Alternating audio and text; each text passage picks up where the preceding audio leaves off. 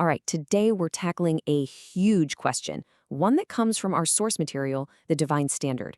It's about the cash in your wallet. Is it, real? Or is it just a story that we've all agreed to believe? Let's get into it.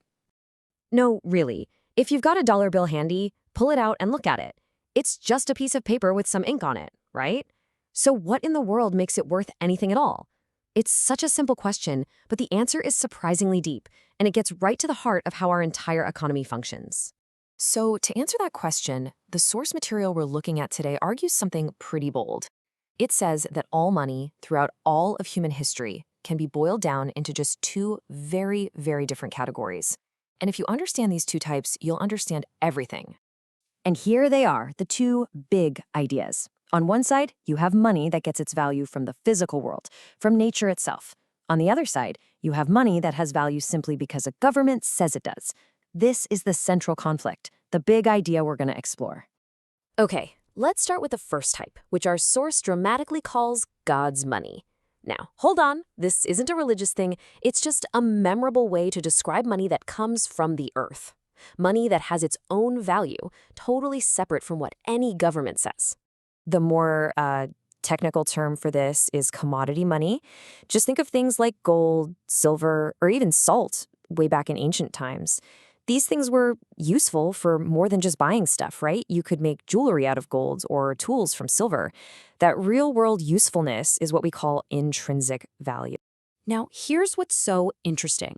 All these characteristics are connected. Because it's a physical thing like gold, its supply is limited. You can't just push a button and make more gold. You have to find it, mine it, and that's hard work. This natural scarcity is absolutely crucial.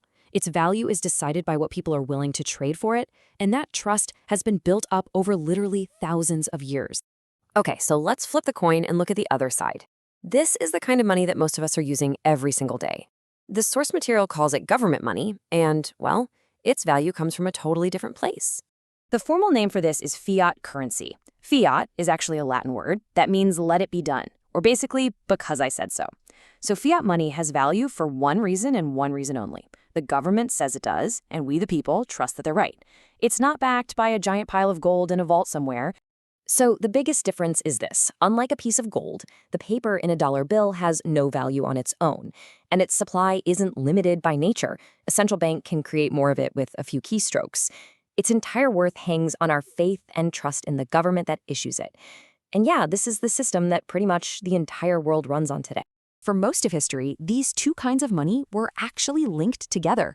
But then, in the 20th century, a massive shift happened that split them apart for good, and it changed the global financial system forever. Let's take a look at how we got here. This slide just lays it out so clearly. Look at the backing, a real physical thing versus just trust. The source of value, something that's actually useful versus a shared belief. But that last one, creation, that's the real kicker. One is dug out of the ground, it's hard and it's finite. The other is just printed, easy and potentially unlimited. That point right there is the key to everything that happened next. This change didn't just happen overnight, it was a gradual process. It started back in 1933 when the US government essentially told its citizens to hand over their gold. Then, after World War II, the Bretton Woods Agreement created a system where other countries could trade their dollars for gold. But the final break, the really decisive moment, came in 1971. That's when President Nixon announced that the U.S. would no longer exchange its dollars for gold, for anyone. And in that instant, the dollar became a fully fiat currency. Okay, so that's the history. But why does any of this matter to you right now with the money sitting in your bank account? Well, it turns out the implications are absolutely massive. Brace yourself for this number.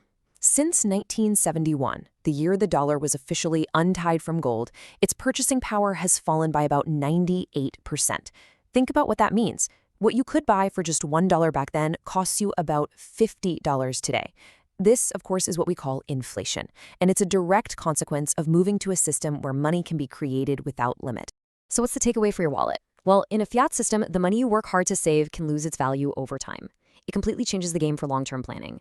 It also makes it much easier for governments and even for us to rack up debt. And because its value is tied to policy and stability, not a physical asset, things can get a lot more volatile. This quote from our source material really just sums it all up, doesn't it? This debate isn't just for economists in a classroom. It is the fundamental story behind the value of the money you earn, spend, and try to save every single day. And that brings us to the future. We're stepping into this crazy new era of digital currencies, right? From crypto to digital dollars. And we're being forced to ask the same fundamental question all over again. What do we want to give our money its value?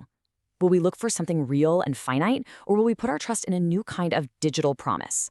The answer is going to define the future of money for all of us.